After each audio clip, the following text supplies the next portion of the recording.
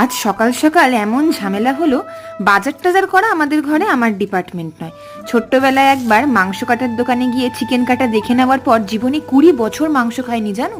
আজকে এমন সিচুয়েশন যে বাধ্য হয়ে আমাকে নাক টাক চিপে ছুটতেই হলো। তো দোকানে গিয়ে হলো আরেক ঝামেলা। সেই বাবু নাকি বিরিয়ানির বিশাল বড় অর্ডার পেয়েছে আর সমস্ত ব্রেস্ট পিস এখন পড়ে রয়েছে, যেটা নিতে হবে আমাকে।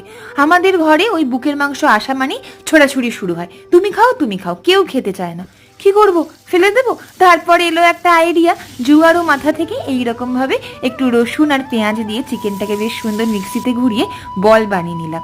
আর এই যে পেস্টটা দেখছো, দেখলেই তো পেঁয়াজ রসুন আদা আর তিল দিয়ে বানিয়েছি। তিল কিন্তু এই গরমে খাওয়া বেশ স্বাস্থ্যকর। এই সময় আমার জিভে আর বাইরে দু জায়গাতেই ঝড় শুরু হয়ে গেছে। এত লোভনীয় হয়েছে দেখতে যে আমি খাচ্ছি আর একটু একটু বানাচ্ছি, বুঝলে?